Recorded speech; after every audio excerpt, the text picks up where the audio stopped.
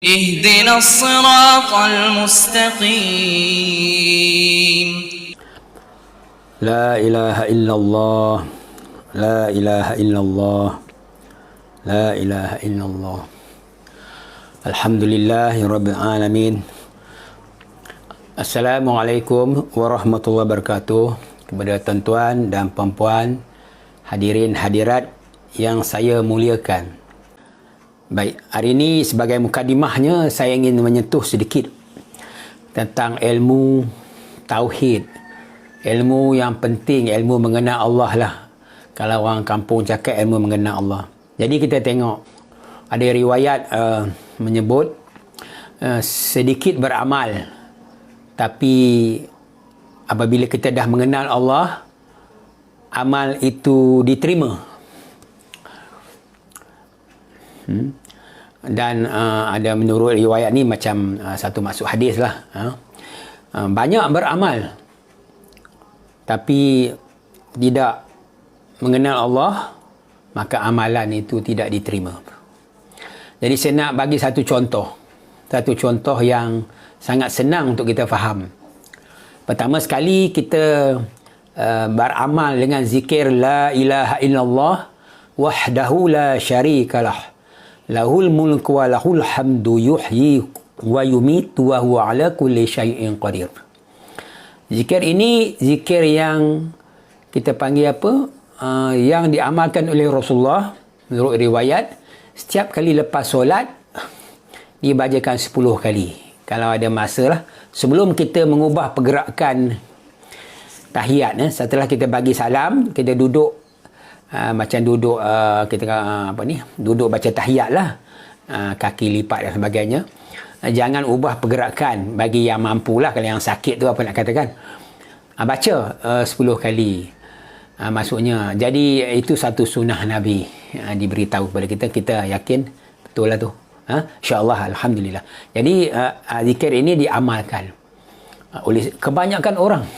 La ilaha illallah wahdahu la syarikalah lahul mulku wa lahul hamdu yuhyi wa yumitu wa huwa ala kulli syai'in qadir. Saya harap tuan-tuan pun dah biasa dengan zikir ini. Dan menurut tuan-tuan guru kita, jika kita tersedar di tengah malam, katakan pukul 3 pagi, kita nak semayang tahajud, kita tak larat. Bukan apa. Maksudnya kalau kena air kat muka, dah tak boleh nak tidur balik. Maksudnya kita begitu sebab pukul 3 pagi dah bangun. Kan, atau pukul 2. Jadi kalau kena air nanti nak lelap balik tu susah, besok nak pergi kerja kan mengantuk. Tapi siapa yang boleh, kalau pukul 4 tu mungkin tak tidur dah lah, boleh solat tahajud sekali. Tapi kalau awal, kalau kita rasa tak boleh nak solat tahajud, kalau boleh baguslah, 2 rakaat betul tidur balik, dia lelap balik. Ini orang tak boleh. Bacakanlah la ilaha illallah wahdahu la syarikalah lahul mulku wa lahul hamdu yuhyi wa yumitu wa huwa ala kulli syai'in qadir. Baik, pertama sekali, kebanyakan kita dah buat. Tapi kita nak tengok maksud dia. Okey. Maksud dia pertama sekali, la ilaha illallah wahdahu la syarikalah lahul mulku wa lahul hamdu yuhyi wa yumitu wa huwa ala kulli syai'in qadir. Maksud dia, tiada Tuhan melainkan Allah. Satu. Yang kedua, Allah itu esa. Yang ketiga, tiada sekutu bagi Allah. Itu maksud dia. Kemudian disambung lagi, Allah menguasai langit dan bumi. Menguasai langit dan bumi. Yang seterusnya, Allah tak hanya segala puji layak bagi Allah. Dan Allah Maha berkuasa atas tiap-tiap sesuatu. Itu maksud zikir, erti zikir itu. Dari segi dalam bahasa Melayu dia. Kan? Jadi kita sekarang ni, kita duk baca di mulut 10 kali. Kita kena belajar erti dia. Tiada Tuhan selain Allah. Allah Maha Esa, wahdah. Tiada sekutu baginya. La syarik. Tu apa? Wahdahu la syarikalah. Tiada sekutu, tak ada sekutu bagi Allah. Kemudian disambung dengan Allah Maha berkuasa tiap-tiap sesuatu. Langit dan bumi Allah Maha berkuasa. Dan Allah tak, segala puji hanya layak bagi Allah. Dan akhirnya Allah Maha berkuasa tiap-tiap satu. Yang tadi Allah menguasai langit dan bumi. Maksudnya tiada Tuhan melainkan Allah. Satu. tiada Tuhan melainkan Allah satu. Maksudnya Allah Maha Esa, tiada sekutu baginya. Itu satu peringkat tauhid lah. Yang keduanya, sambungan itu, iaitu kita kata apa, Allah menguasai langit dan bumi, milik dia semua langit bumi. Kemudian Allah, segala puji hanya layak bagi Allah, dan juga Allah Maha berkuasa tetap satu. Okey, saya ulang balik. Tadi kita baca zikir ini, kita tahu tak erti dia begini? Kalau tak tahu, kita kena belajar. Cari erti. Baik, kalau kita tahu erti dia begini, kita faham tak? Yang dikatakan tiada Tuhan selain Allah. Kita faham tak? Apa maksud tiada Tuhan selain Allah? Kalau kita ada asas ilmu tauhid, membeza dan hukum akal yang kita telah bincangkan sama-sama, memang tiada Tuhan selain Allah, maksudnya selain pada Allah, tak ada. Tidak boleh dijadikan Tuhan. Sebab mereka semua bertepi. Bila bertepi, dia tertakluk atas dua sifat.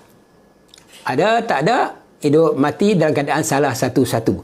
Bila dia sedang menerima salah satu-satu, dia kena wajib tempuh kuasa Allah.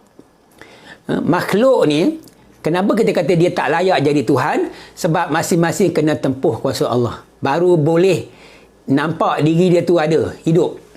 Kalau tak tempuh kuasa Allah, tak boleh. Sebab tu makhluk apa pun tidak layak dijadikan Tuhan. Tu maksud dia faham. Bila ketika tiada Tuhan selain Allah. Macam la ilaha illallah kan. Tiada Tuhan selain Allah tu, jika tauhid, kita faham dari segi makna. Maksud bahasa Melayu, tiada Tuhan selain Allah. Tapi itu terjemahan ke bahasa Melayu daripada bahasa Arab. Tapi kita faham tak? Maksudnya selain daripada Allah, tidak layak siapa pun mengambilnya sebagai Tuhan. Kenapa? Dia makhluk yang bertepi, dia kena tempuh kuasa Allah, baru boleh jadi ada atau tiada. Itu satu. Yang kedua, Allah itu Esa. Apa maksud Allah itu Esa? Sampai Bilal Ibn Rabah bila dia letak batu atas dada dia, Ahadun Ahad, Ahadun Ahad, Ahad, Esa. Bila melafazkan Allah tu Ahad, Esa. Rasulullah mungkin dah tarbiyah sahabat-sahabat ni, Allah tu Esa. Apa maksud Esa? Esa ni sama dengan tadi, tiada sekutu baginya. Hanya Allah saja yang ada, selain pada Allah tiada. Hanya Allah saja yang ada, selain pada Allah tiada. Ni hakikat dia. Nampak zahir nampak macam makhluk ada, tapi hakikat dia tak ada. Lepas tu nama Esa. Lepas tu siapa yang kita kata apa, yang tak faham maksud Esa ni, duk rasa diri kita ni macam duk ada, Allah di bawah, Allah Ta'ala atas langit, itu Allah tak Esa lagi. Kenapa dia boleh faham gitu? Sebab dia tak faham tanda beza hukum akal. Okey, contoh dia kata, Allah yang Maha Esa. Maksudnya, maksud Esa tu, selain pada Allah tu tiada, tak wujud. Kenapa tak wujud? Sebab makhluk ni bertepi. Kita balik pada asas tauhid. Tiap-tiap bertepi, tanda dia kena jadi. Ingat balik. Bila kena jadi, boleh ke dia jadi sendiri? Mustahil. Tak boleh jadi sendiri.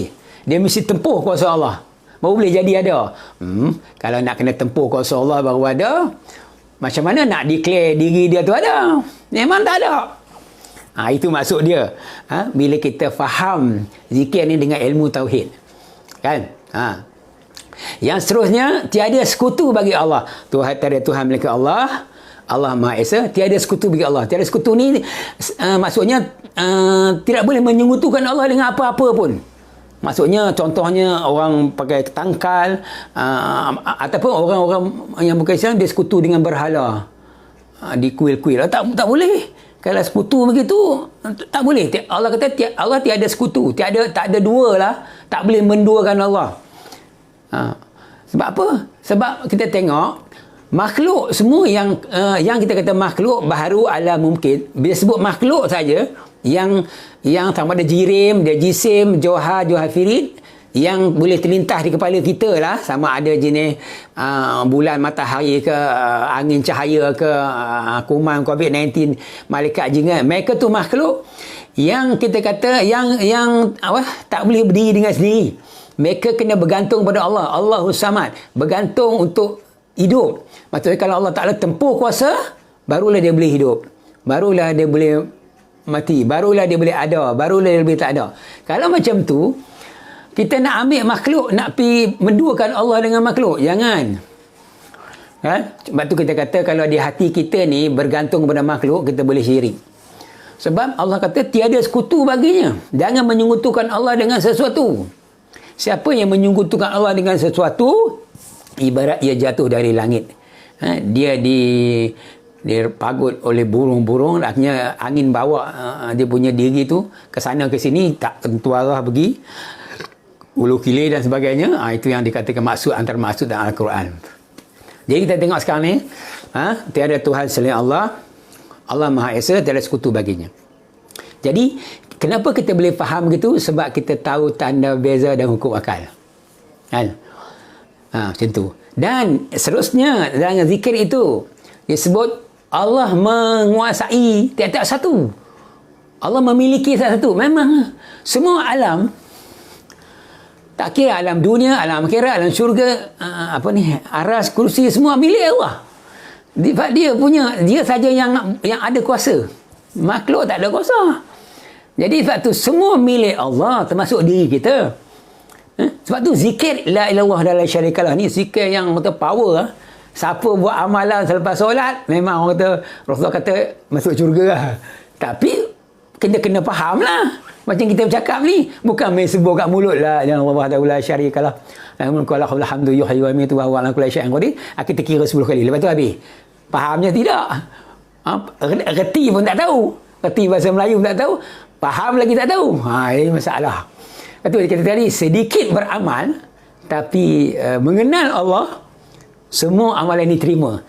Kita baca 10 kali je, tapi kita mengenal Allah melalui tanda beza hukum akal, akhirnya kita kaitkan dengan zikir ni.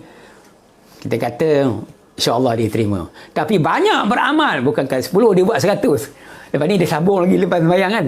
Tapi dia masih lagi tak tahu makna, tak tahu maksud, dia masih lagi tak tahu makna. Tak tahu lah kita nak cakap macam mana. Mungkin dia tak faham. Dia tak faham maksud kalimah tu dari segi tauhid dia pada Allah. Kenapa Allah tu tiada Tuhan selain Allah, kenapa Allah Haji Esa, kenapa Allah tiada sekutu baginya, dia tak faham. Sebab dia tak tahu ilmu tauhid, tanda beza dan hukum akal. Dia tak boleh nak kait. Jadi dapat pahala, dapatlah. Tapi macam mana tu? Maksudnya sebab Rasulullah bercakap dengan sahabat-sahabat, mereka tu faham. Sebab mereka, Rasulullah orang Arab, sahabat-sahabat orang Arab, takkan tak faham. Kan? Allah Ta'ala bagi hidayah. Sampai bila kata ahad, ahadun ahad, ahadun ahad. Kita kalau kita sakit, Allahu Akbar, Allahu Akbar. Allahu Akbar, saya sakit. Allahu Akbar. Bila dia kata ahad, ahad, tak tahu macam mana. Kan tuan-tuan, cuba kita fikir sama-sama lah. Okay? Baik, sekarang kita masih bagi berada di zikir itu.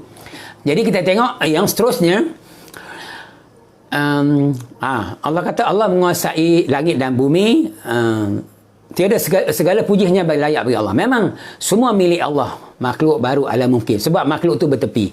Bila bertepi, dia tak boleh jadi sendiri, tak boleh berdiri dengan sendiri. Kalau Allah ni qiyamuhu ta'ala binafsih, kita belajar sifat 20, qiyamuhu ta'ala binafsih, Allah itu berdiri dengan sendiri. Makhluk dia tak boleh berdiri dengan sendiri. Sebab apa? Sebab zat dia bertepi, zat makhluk bertepi. Bila bertepi, dia kena, tanda dia kena jadi, dia nak jadi ada, dia kena tempuh kuasa Allah, tempuh. Macam saya kata baju ni lembut, saya pegang lembut, tapi lembut tu tempuh jari saya, bukan kena pun. Yang duk sentuh kain. Tu nanti kita terang dulu akan datang. Maksud tempuh tak sentuh. Dulu saya rasa sebelum ni saya dah terangkan sedikit. Maksud tempuh tak sentuh. Mungkin yang kita kata apa, yang baru-baru mengikuti, dia kena ulang balik video-video sebelum lah. Baik, tak apa. Jadi kita kata sekarang ni makhluk kita bercakap terasa zikir la ilaha illallah wahdahu la syarikalah tu.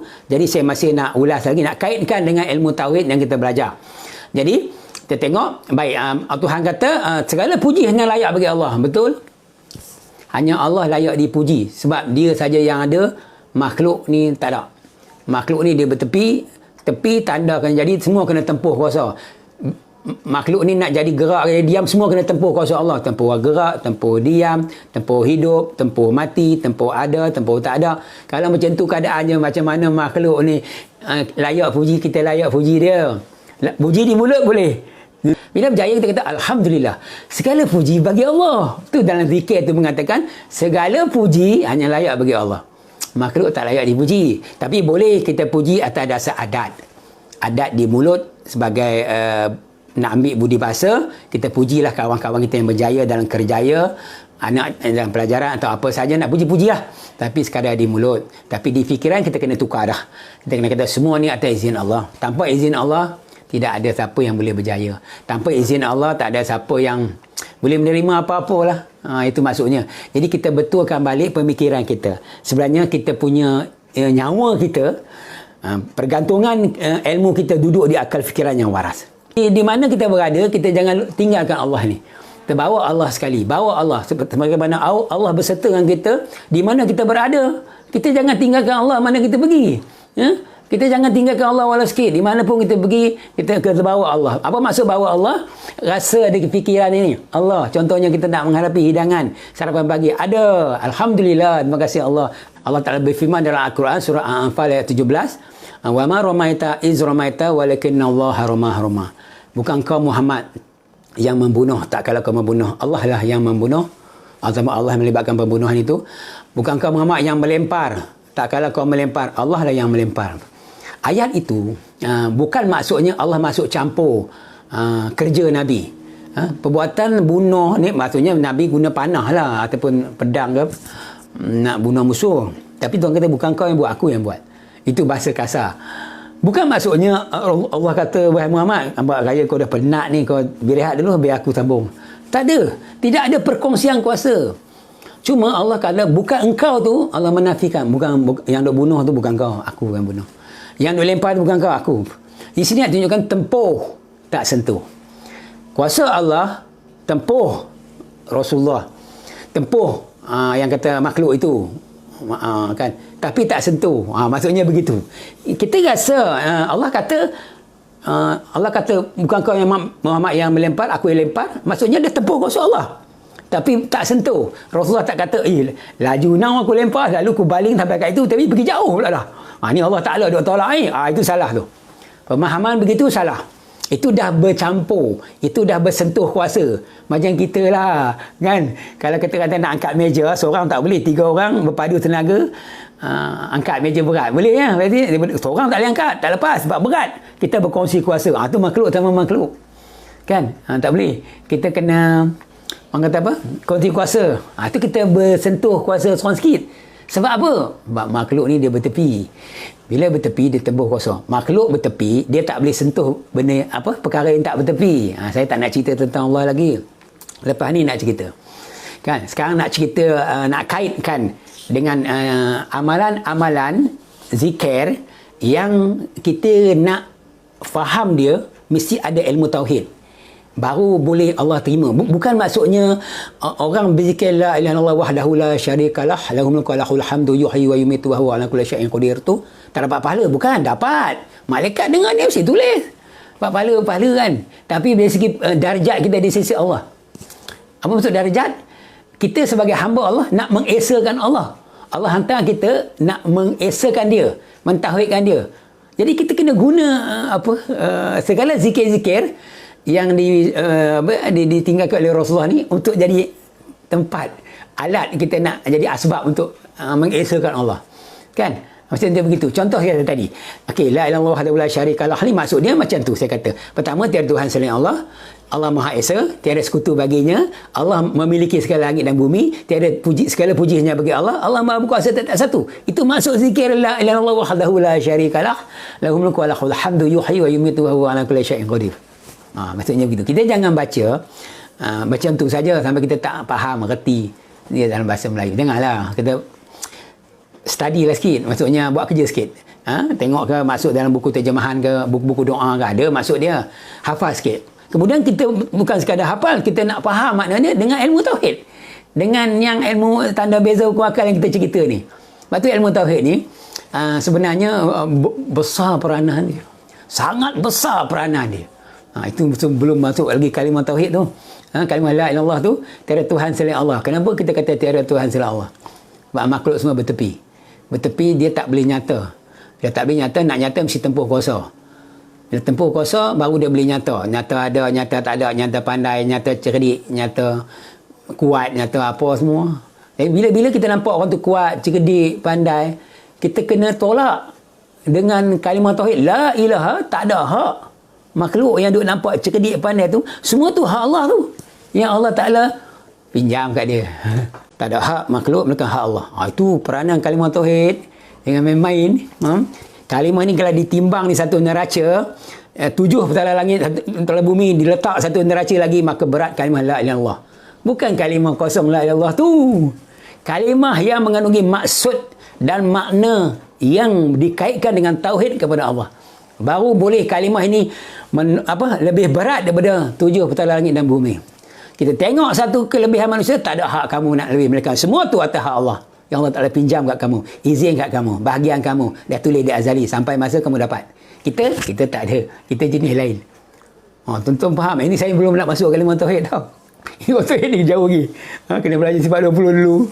Jadi dia jauh. Tapi saya kaitkan sikit sebab ini dah sampai jenis zikir. La ilaha illallah wahdahu la syarikalah ni. Lahul mulku wa lahul hamdu yuhyi wa yumiitu wa huwa ala kulli syai'in qadir. Jadi zikir ni tu saya kata tadi. Ada hadis Nabi mengatakan sedikit beramal. Tapi mengenal Allah, semua amalan diterima. Kita baca zikir tu sikit je. Bangun sekali, bangun tidur sekali, tapi diterima. Banyak beramal tapi tidak mengenal Allah, maka amalan tidak diterima. Ni kita tak nak dapat pahala, tapi bukan maksudnya Allah tak terima sebagai bagi pahala, dapat. Tapi di sisi Allah tak terima kita nak mengangkat darjat kita di sisi dia. Kita jadi macam orang biasa. Kita kalau boleh, kita nak martabat kita, darjat kita jadi macam yang Allah kata, ya aituhan nafsul mutmainnah, irji'i ila rabbiki radiyatan mardiyah fadkhuli fi ibadi wadkhuli jannati. Wahai jiwa-jiwa yang tenang, kembalilah kepadaku dengan aku redha berkamu, kamu redha pada aku, masuklah syurga itu. Nak duduk di tahap itu, bukan boleh jenis zikir tak faham ni. Dia kena faham. Dia kena faham. Akhirnya kefahaman tu masuk dalam hati. Allah Ta'ala campak kebesaran dia. Tu cantik ya.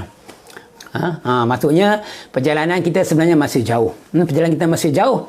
Maksudnya kita mesti buat sesuatu sampai kebesaran Allah masuk dalam hati. Bukan kita yang masukkan, tapi Allah yang masukkan. Allah dah berkata, tidak ada satu pun yang di langit maupun di bumi yang boleh memuatkan segala kebesaran aku kecuali hati hamba-hambaku yang tenang. Kita walaupun kecil macam ni, Allah boleh campak kebesaran dia. Akhirnya kita boleh membesarkan Allah lebih besar daripada langit dan bumi. Betul? Bila kita kata tak ada hak makhluk, melainkan semua tu hak Allah. Semua tu hak Allah. Yang Allah Ta'ala duk nyata atas makhluk kan. Allah kita kata memanglah, walaupun kita seorang, tapi kita boleh membunuh segala kekuasaan makhluk dengan kalimah la ilaha illallah. Ini bukan cakap memang. Kalimah itu dia ada dua, nafi dan isbat. Kita menafikan kuasa makhluk, kita hanya menerima kuasa Allah. Contohnya orang tu genius, pandai. Tiada ada hak kamu nak jadi pandai, jadi genius, jadi alim dan sebagainya. Melainkan semua tu atas izin Allah, atas kehendak Allah yang Allah takdirkan kat kamu sampai masa kamu ambil bahagian kamu.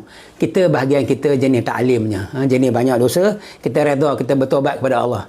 Walaupun kita tak seperti orang alim, selalu buat amal ibadat banyak, kita ni jenis raplah punya kan. Kita berlumba lah dengan orang-orang yang banyak buat maksiat. Berlumba lagi buat apa? Berlumba lagi taubat. Kita banyakkan bertaubat. Asyik-asyik taubat. Itulah taraf kita. Yang layak, kita hanya berlumba melakukan taubat kepada Allah atas dosa yang kita buat.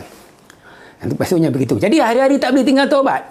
Kita tengok lepas sembahyang, bagi salam, Assalamualaikum warahmatullahi wabarakatuh. Assalamualaikum warahmatullahi wabarakatuh. Astaghfirullahalazim. Kita baca astagfirullah 3 kali.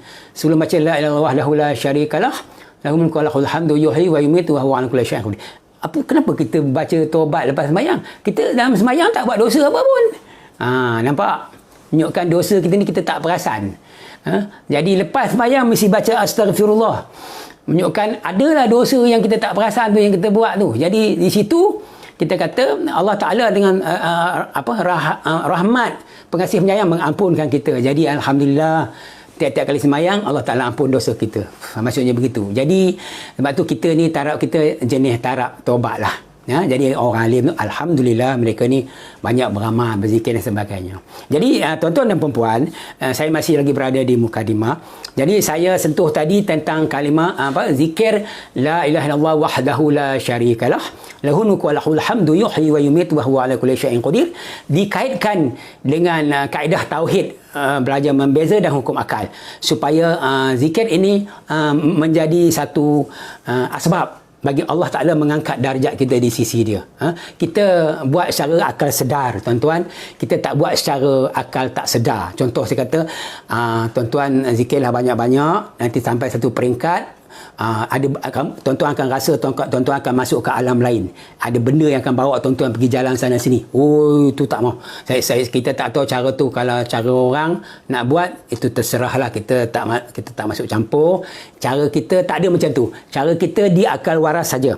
Maksudnya di akal waras. Kita tak masuk cara raib-raib tu, tak masuk. Tapi kalau ada setengah orang, itu kita hormatilah kaedah masing-masing. Cara masing-masing kita tak masuk campur. Kaedah kita ni kaedah akal waras je. Kalau kita tidur, tidurlah dia.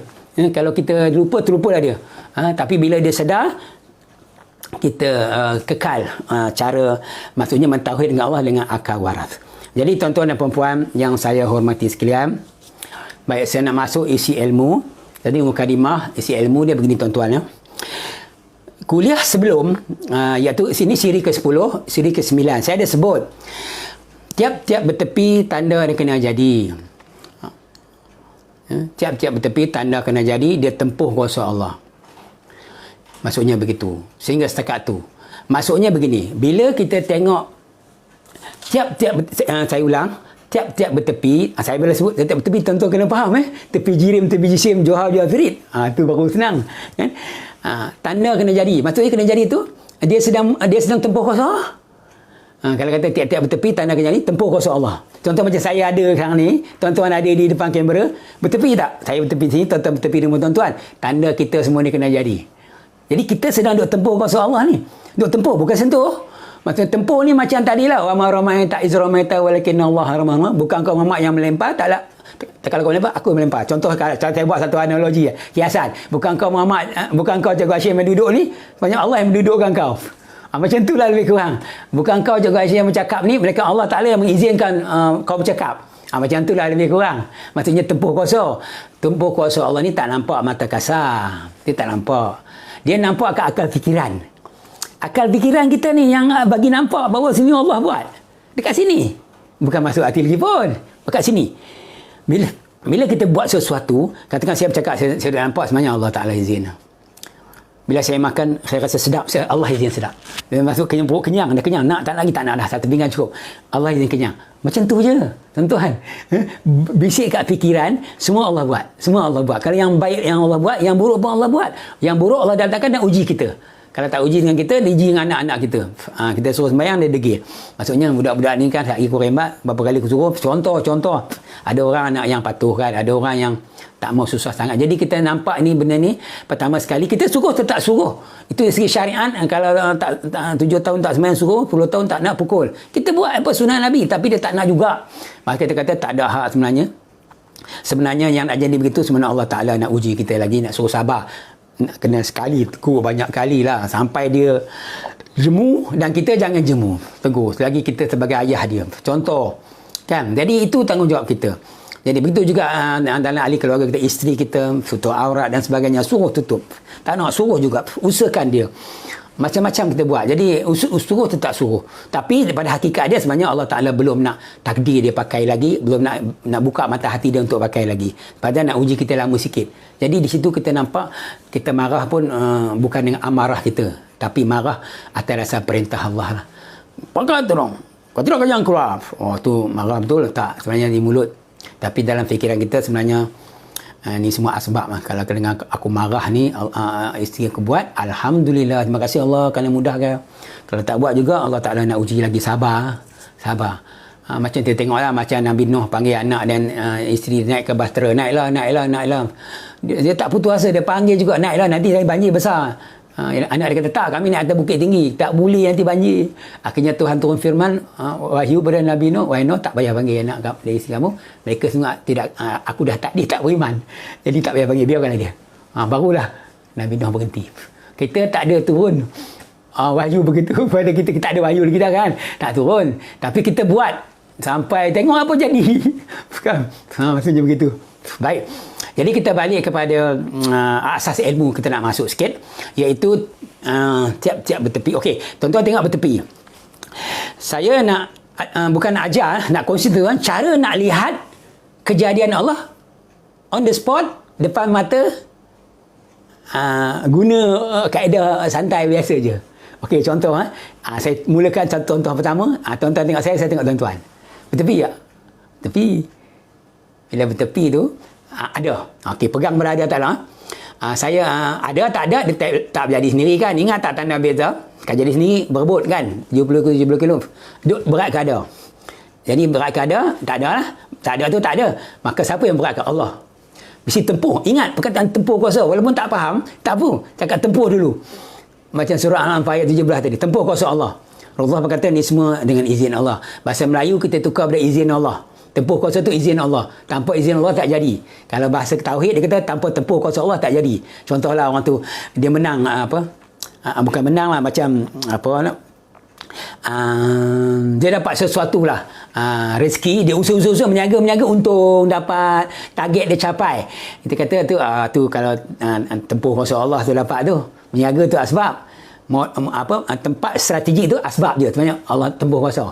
Kalau bahasa orang Melayu kata izin Allah, sebenarnya kau dapat ni dengan izin Allah. Itu bahasa izin dengan tempuh tu sama, cuma bahasa tauhid kita guna tempuh kuasa. Biasa kan. Jadi baik, katakan saya saya bercakap dengan Nabi bisu kan, tempuh kuasa Allah. Maksudnya begitu. Jadi tanpa tempuh kuasa Allah tak jadi. Jadi sekarang ni lepas pada tuan-tuan pun tengok di tuan-tuan duk ada ni, duk dengar tempuh kuasa Allah juga. Dengan izin Allah tuan-tuan boleh berada di depan kuliah kita ini. Lepas tu faham pula tu, tuan-tuan faham tempuh kuasa Allah, bagi faham. Tak tempuh kuasa Allah tak jadi, dengan izin Allah tak jadi. Lepas ni tuan-tuan bila dah habis 1 jam, tuan-tuan pergilah mana nak pergi lah, mana nak pergi lagi dalam rumah.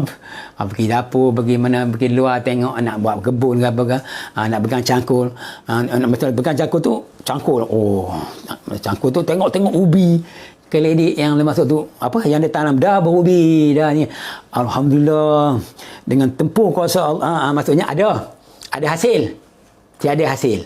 Ada, tengok kan, tempuh kuasa Allah dengan ada dan tiada dulu. Ambil dua kelakuan ini.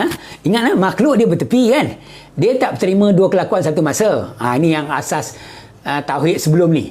Makhluk dia bertepi, dia tak terima dua kelakuan semasa. Hari ni saya nak fokuskan tuan-tuan, saya kata tadi nak kongsi tuan-tuan supaya tuan-tuan boleh melihat kejadian Allah on the spot depan mata, menggunakan benda-benda yang ada depan tuan-tuan, tapi atas kata kunci ada dan tiada. Bila pergi kebun dapat ubi keledek, kuih ada. Bila ada tu maksudnya wajib ukur guna ukur akal. Wajib. Ada tu tempuh kuasa Allah, ada. Alhamdulillah. Wajib. Ada tu Allah bagi jadi ada. Jadi sendiri mustahil. Dia tak boleh jadi sendiri. Kalau Allah tak izin tak jadi. Maka harus aku menerima ubi keledek ni. Jadi kaitkan dengan hukum akal sekali. Maksudnya hukum akal saya dah terangkan sebelum ni kan. Maksudnya kan. Okey, saya rumus sekali lagi. Mungkin ada yang keliru. Okey, saya kata hari ni saya nak bukan nak ajar, saya nak kongsi dengan tuan-tuan. Nak melihat kejadian Allah menggunakan mata zahir dan akal fikiran dengan benda yang di depan mata, on the spot depan mata, secara santai, secara biasa-biasa kan. Ataupun tuan-tuan seorang tukang kayu nak gaji papan, gaji kerek putus. Maksudnya tajam ke gaji ni? Sebab gaji ni tajam. Bila putus saja ada putus. Kalau dia tak ada putus lah, ada. Wajib. Putus ni Allah yang bagi putus. Putus ni jadi sendiri mustahil. Harus dia menerima putus. Alhamdulillah. Gaji gajam asbab. Itu maksudnya menggunakan akal fikiran waras, mata zahir, hukum akal dengan benda depan mata. Akhirnya kita membesarkan Allah dengan cara santai. Benda ni tuan-tuan, kalau tuan-tuan rasa penat, tuan-tuan buatlah mana tuan-tuan larat. Kan? Tapi jangan tak buat langsung dalam satu hari. Asyik duduk khayal, ada bosan-bosan dia dengar muzik. Dengar muzik dia khayal kan, tambah yang pandai main gitar teng. Dia kata bukan salah main muzik. Main muzik tu tak salah, tapi ketika main muzik boleh tak ingat Allah. Contoh, ingat Allah main muzik biar betul. Mana boleh kan? Benda tu bertepi tak? Bertepi. Tiap-tiap tepi tanda kena jadi. Sebenarnya dalam Islam mengatakan muzik ini haram kerana dia melalaikan. Bukan main muzik sampai tak habis sembahyang, bukan. Di ketika dia bunyi tu dia lalai. Lalai bila mengingati Allah. Sebab tu Islam asalnya gitar tu teng tu tak boleh. Dia kena gendang je. Tapi akhirnya orang patua-patua begini dia kata boleh kot. Kalau petik-petik tak tahu, saya tak tahu. Saya dari segi orang pendapat saya lah. Boleh lah kalau kata nak main, tapi jangan lalai lah. Jangan lalai buat apa pun, tapi jangan buat benda maksiat. Itu tak boleh. Benda maksiat menyalahi hukum. Tapi tengok juga kalau kita main muzik dalam sunnah Nabi, dalam syariat Islam, benarkan kita sampai kat mana dia benarkan kita bermain alat hiburan. Sampai kat sini, kat situlah. Yang kita tambah-tambah lagi. Kalau lebih betul takut nanti jadi berdosa pula. Itu saya tak pandai bab fiqh ni, maksudnya jadi itu kita ikutlah ulama-ulama yang mutabar dan ahli sunnah wal jamaah yang membuat hukum tentang tu. Saya nak fokus yang ni tadi lah. Baik, saya tarik balik semula, ulang balik semula bahawa hari ni saya nak berkongsi tuan-tuan untuk melihat kejadian Allah. Kejadian Allah ni setiap masa di depan kita. Memang kejadian Allah. Kejadian dia maksudnya menggunakan mata tengok dulu, baru akal fikiran yang waras, gunakan tanda beza dan hukum akal wajib mesti harus. Akhirnya kata benda tu dengan izin Allah, tempuh kuasa Allah. Itu saja tuan-tuan pusingkan sampailah waktu malam. Kan kalau tuan-tuan boleh buat sepanjangnya bagus. Kalau tak boleh buatlah mana larat mana ingat. Contohlah tuan-tuan duduk kat luar beranda, tiba-tiba ada kemalangan depan tuan-tuan, bung berlaku depan mata lori berlanggar dengan motosikal. Masya Allah, astagfirullah, semua berlari, semua orang kampung berlari pergi tengok.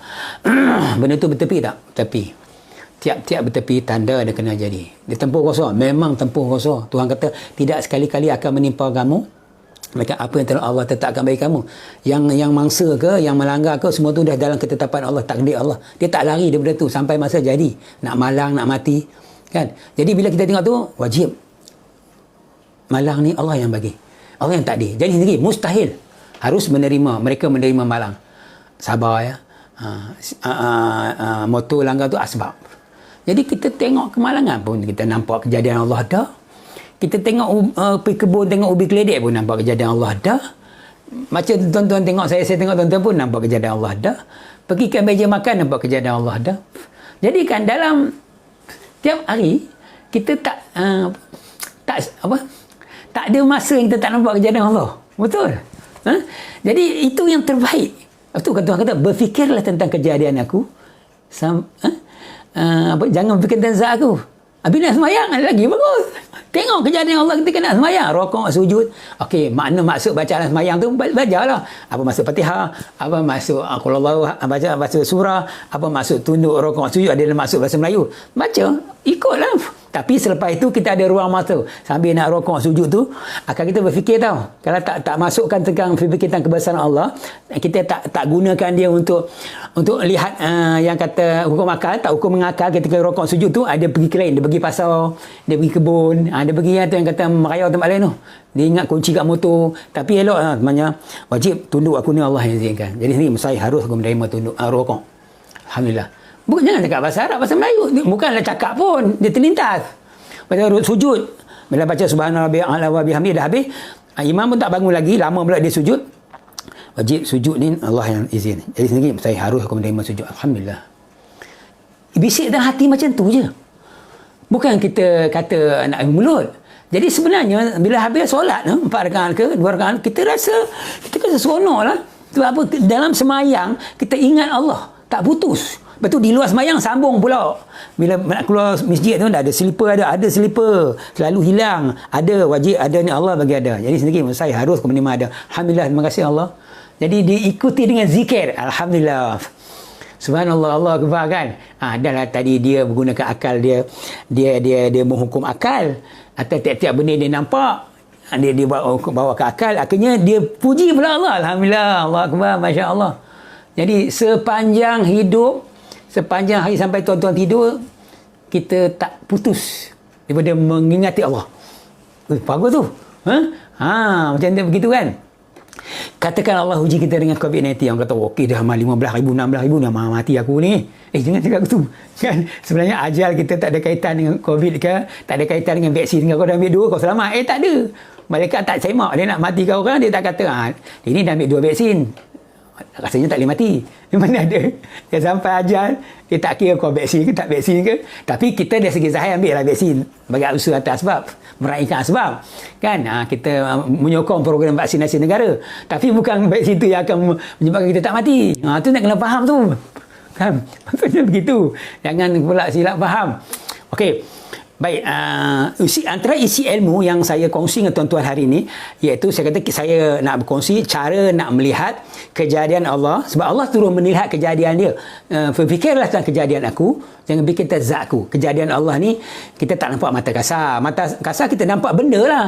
Hujan turun, ubi keledek tumbuh, makanan ada, itu mata kasar. Tapi fikiran ni kita kena proses dah. Sebab berfikir kejadian aku ni dekat sini, kena fikir betul-betul. Fikir betul-betul. Maksudnya kejadian yang Allah Ta'ala duk bentang dalam mata kita. Sebab tu Tuhan kata dalam surah Al-Baqarah, tak silap saya, maksud dia, kemana saja kamu menghadapkan wajah kamu, di situlah wajah aku. Tuhan cakap begitu direct dalam Al-Quran, kemana saja kamu menghadapkan wajah kamu, di situlah wajah aku. Ulama-ulama duk buat satu tafsiran macam-macam. Kita tengok kalau terjemahan Quran ni dia cakap begini, tafsir tu cakap begini. Tapi kita ambil secara mudah untuk ilmu tauhid ni, kita kata mana kita pandang tu kejadian Allah. Ini senang. Tonton nampak saya kejadian Allah, tonton kejadian Allah kan. Macam tu kan. Maksudnya bila kejadian Allah, pertama sekali dia senang berat, senang menerima satu-satu. Dia si tempur kuasa. Kalau tak tempur kuasa, tak boleh jadi saya macam ni, tak boleh jadi saya bercakap. Tengok tuan-tuan tak boleh jadi dengar lah dia pekak. Mustahil dengar tu kena jadi sendiri, mustahil. Maksudnya jadi sendiri berebut dengan pekak, harus menerima dengar. Alhamdulillah, takdir di azali saya masih diizinkan mendengar, diizinkan. Nampak? Di panca indera kita boleh tauhid Allah dah. Bila mata kita melihat, okey saya nak tanya tuan-tuan rasa saya cakap ni salah ke betul? Bila saya melihat tuan-tuan, saya kata tak ada hak mata aku nak melihat ni. Nampak tuan-tuan, melainkan semua ni atas izin Allah. Ya. Kalau Allah tak izin saya melihat, saya tak nampak skrin telefon ni. Semua benda nampak ni dengan izin Allah. Penglihatan kita bukan letak pada mata. Dia tak letak pada mata. Ada orang buta ada mata tapi tak boleh melihat. Sebenarnya dia letak atas izin Allah. Okey, lihat lawan dia buta. Kalau melihat tak buta, buta tak melihat. Sekarang ni kita berat melihat. Wajib melihat. Untuk melihat ni Allah yang bagi. Allah yang izin. Jadi sendiri mustahil. Jadi sini berbuat betul. Harus kemudian melihat. Alhamdulillah. Lepas tu bila saya kata tak ada hak mata saya nak melihat tuan-tuan, melainkan dengan izin Allah, dengan tempur kuasa. Tempur kuasa Allah. Betul. Tak ada siapa kata salah lah. Aku tahu, macam tu teruk nak tiap-tiap benda yang keluar ni kita nak kena tahu ya Allah. Iyalah. Itulah dia kerja kita. Yang Tuhan bagi mata, bagi telinga, bagi akal, bagi segala organ dalaman tubuh kita. Tengok otak kita macam mana berfungsi. Boleh fikir otak kanan, otak kiri. Kalau otak gila, habislah, tak ada harga. Tapi kalau orang bedah otak, ni je. Berbusing-busing macam usus je. Tapi apa dia boleh pusing? Nampak? Dia tak ada di zahir tu. Dia ada di Allah. Kudrat irada Allah, dia tempur kuasa. Kita kalau fikir benda tu, kan? Kita tak tahu kalau kita tak ingat Allah juga, saya tak tahu nak cakap apa. Katakan saya kongsi dengan tuan-tuan kan. Kalau tuan-tuan tak faham, tuan-tuan dengarlah lagi rakaman video ini atau sebelum ni. Kalau tuan-tuan tak boleh buat juga membesarkan Allah dengan cara melihat, berfikir, saya tak tahu nak cakap apa lagi. Maksudnya itu yang paling mudah. Tuan-tuan, paling mudah. Contohlah kita kata, ini kita sihat. Sihat lah, dia sakit. Bila sihat, sakit tak ada lah. Wajib. Akan kena sihat, Allah bagi sihat. Bahasa Melayu je, bisik-bisik. Sihat je sendiri, mustahil. Kerja sini berebut sakit, harus kena sihat. Alhamdulillah, terima kasih Allah bagi sihat. Alhamdulillah, syukur Allah. Oh, sakit. Bangun-bangun sakit. Wajib, sakit Allah bagi. Nak uji kita. Jadi sendiri, mustahil. Mana boleh sakit sendiri. Itu salah makan, hujan, asbab. Kena hujan. Tak ada payung, betul kan? Harus menerima sakit nak uji. Makan ubat. Okey, makan ubat. Makan-makan sembuh. Bila sembuh, betul sembuh, siapa bagi sembuh? Allah bagi sembuh. Wajib sembuh, Allah bagi. Jadi sendiri mustahil, harus menerima sembuh. Alhamdulillah yang kedua, ubat asbab. Bila kita kata ni semua hak Allah, semua tak ada hak makhluk, hak Allah. Ubat tak ada kuasa, semua Allah bagi sembuh. Ubat asbab. Duit tak ada, bukan bagi kita senang, tapi Allah bagi senang. Duit asbab.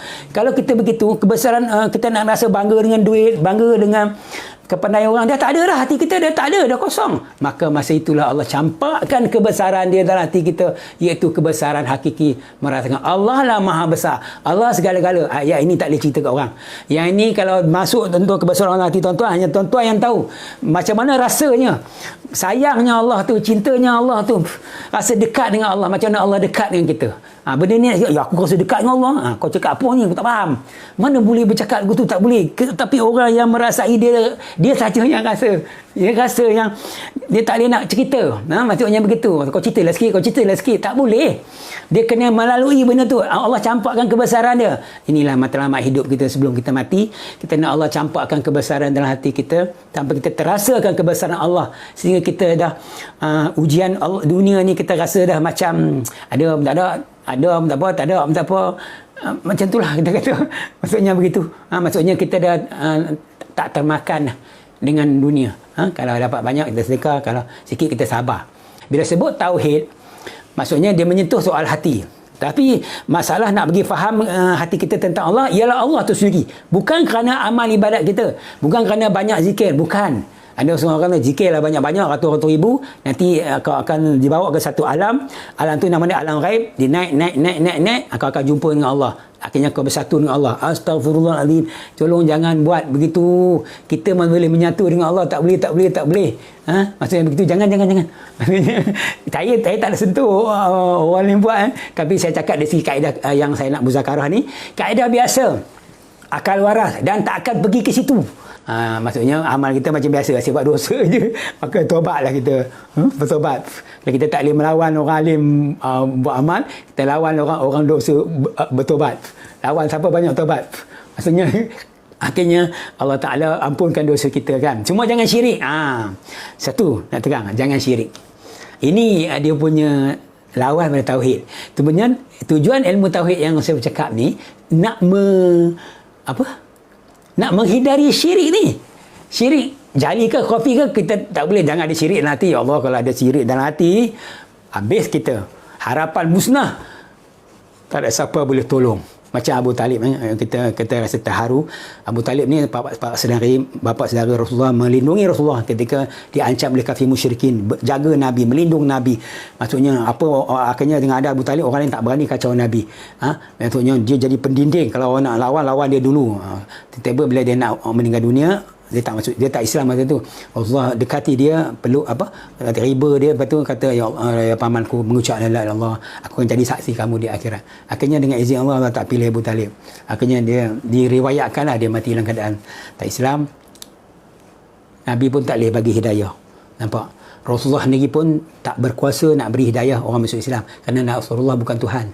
Dia makhluk macam kita, cuma martabat dia ditinggikan, dia dimuliakan jadi Nabi. Jadi Nabi akhir zaman. Tapi dari segi kuasa, Rasulullah pun tak ada juga. Macam nak bagi syafaat besok di akhirat, dengan izin Allah. Kita selawat banyak-banyak ni, kau selawat banyak-banyak, kenapa? Nak dapat syafaat Nabi. Betul, selawatlah, tapi dengan izin Allah. Kalau Allah tak izin, kau selawat banyak-banyak pun tak dapat juga. Tapi Allah biasanya orang selawat banyak-banyak ni dapat. Allah Ta'ala izin. Jadi kita selawat banyak-banyak. Tapi orang tanya, kenapa kau selawat banyak-banyak? Nak dapat syafaat Nabi. Janganlah. Kata pertama, selawat banyak-banyak ni kerana atas sunnah Nabi. Nabi suruh, nanti insyaAllah dengan izin Allah, Nabi bagi syafaat. Macam tu kan. Jadi maksudnya begitu. Ada seorang dia tak boleh berhenti selawat Allah SWT Muhammad. Dia cakap sikit Allah SWT Muhammad. Tak apa, bagus tu, dapat pahala. Tapi kena niat bahawa benda tu bertepi. Tiap-tiap bertepi tanda kena jadi. Dia tempuh kuasa Allah, baru boleh jadi. Jadi tuan-tuan dan perempuan, saya bercakap ni cara bahasa santai. Santai ni bahasa orang kampung. Saya harap tuan-tuan mudah faham. Maksudnya bukan susah pun. Kalau siapa-siapa dengar pun, dia nak cari apa Pak cakap Cikgu Hashim salah. Rasa tak ada.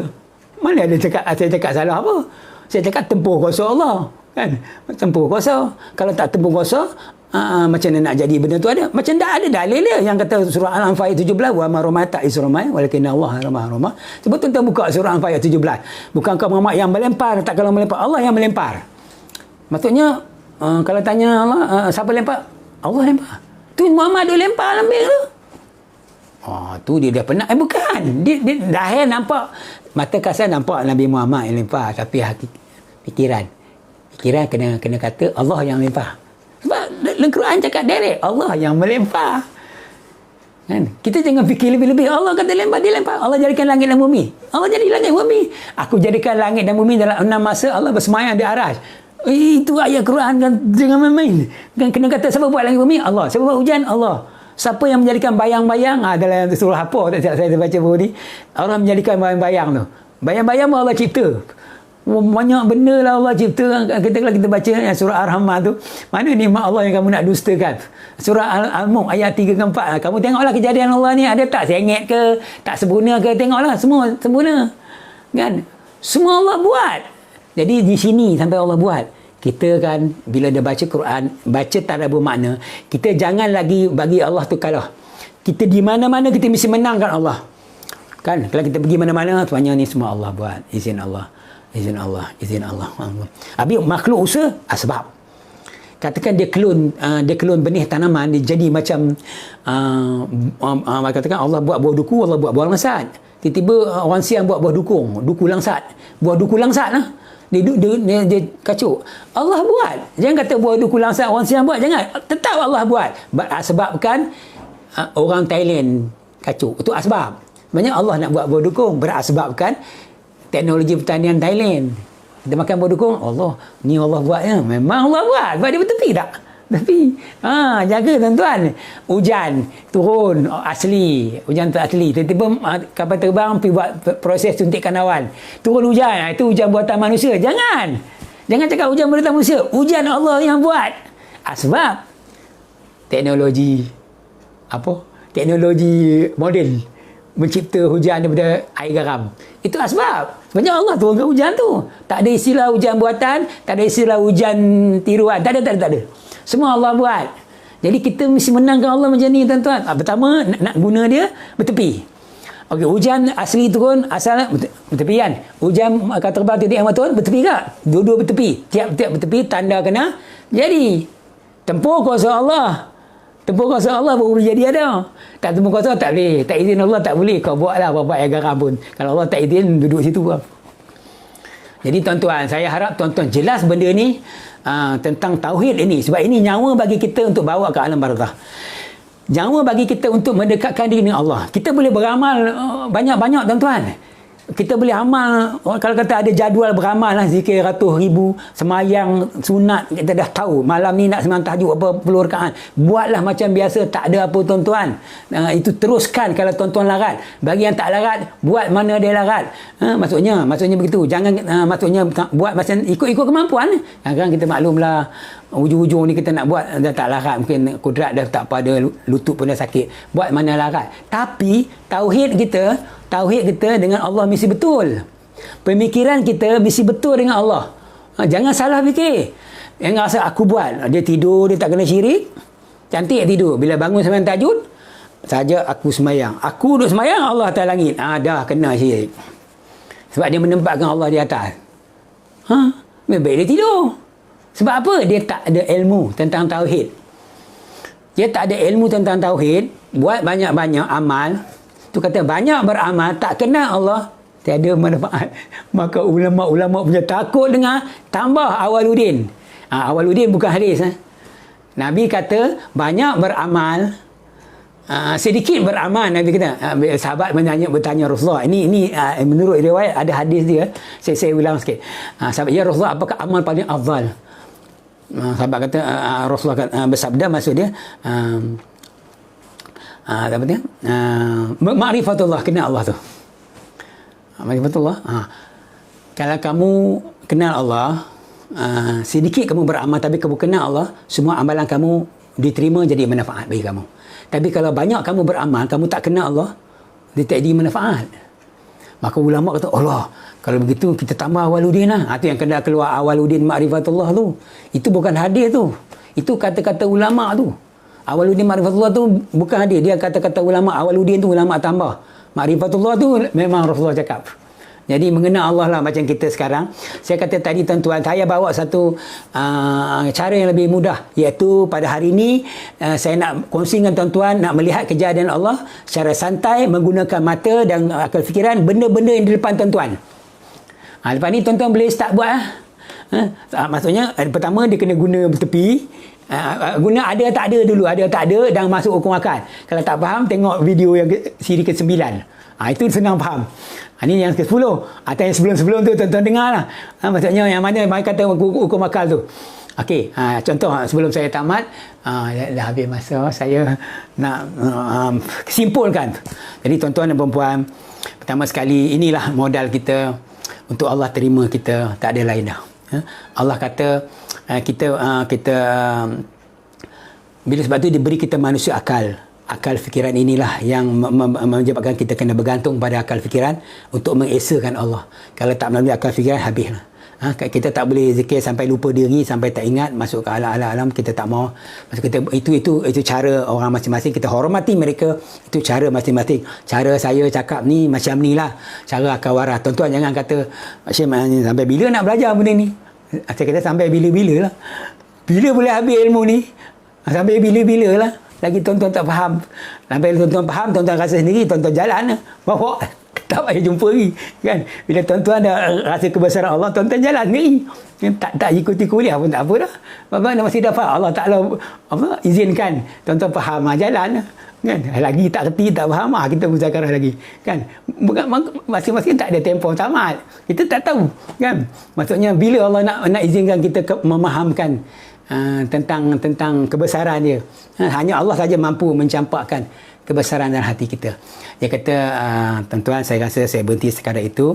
Jadi saya mohon ampun dan maaf kepada saudara-saudara muslimin muslimat, ada juga rakan-rakan lama masa belajar dulu, dan juga rakan sekolah, dan juga anak-anak murid, anak dan cucu, adik-beradik di jauh dan dekat. Saya mohon ampun dan maaf sekiranya percakapan saya ini menyinggung perasaan dan tersalah kata. Saya mohon ampun dan maaf.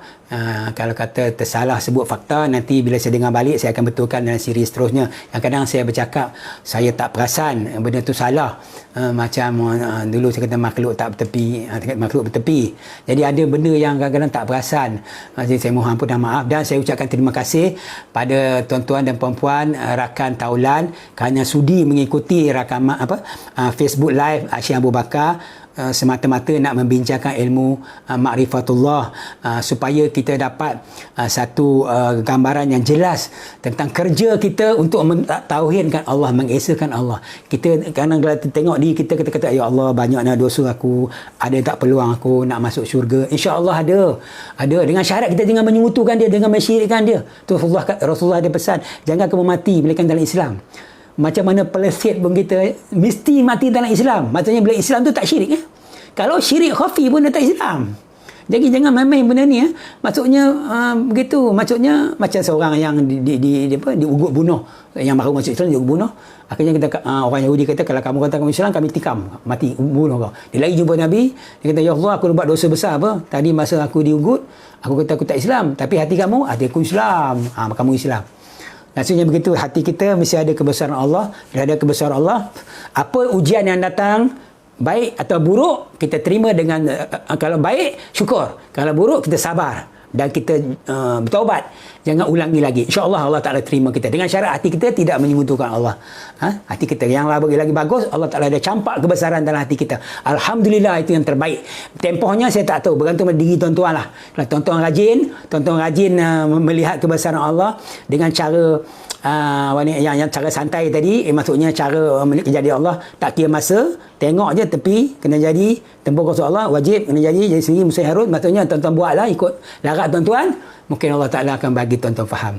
Jadi saya rasa kita akhiri majlis dengan sikit doa supaya Allah Ta'ala beri keberkatan bagi kita pada hari ini. A'udzubillahi minasyaitonirrajim. Bismillahirrahmanirrahim. Alhamdulillahirabbil alamin. Wassalatu wassalamu ala asyrafil anbiya wal mursalin sayyidina Muhammad wa ala alihi wa sahbihi ajma'in. Ya Allah Tuhan kami, Engkau berilah kami ilham ya Allah agar kami menjadi orang cerdas. Kau lindungilah kami daripada bahaya kejahatan hawa nafsu. Ya Allah Tuhan kami berlindung kepadamu daripada kepikunan dan siksa kubur. Ya Allah Tuhan kami berlindung kepadamu daripada kejahatan penglihatan hati dan mata kami ya Allah. Ya Allah, Kau selamatkanlah kami ya Allah daripada penyakit sopak gila dan juga kusta ya Allah. Jauhkanlah kami daripada wabak-wabak penyakit yang berjangkit ya Allah. Kuatkanlah hati kami untuk menghadapi segala ujian-Mu ya Allah. Rabbana atina fid dunya hasanah wa fil akhirati hasanah wa qina azabannar. Wa sallallahu ala sayyidina Muhammadin nabi ummi wa ala alihi wa sahbihi wa barik wa sallim. Walhamdulillah rabbil alamin. Qabbalallahu minkum. Inna minkum taqabbal ya karim. Allah. اهدنا الصراط المستقيم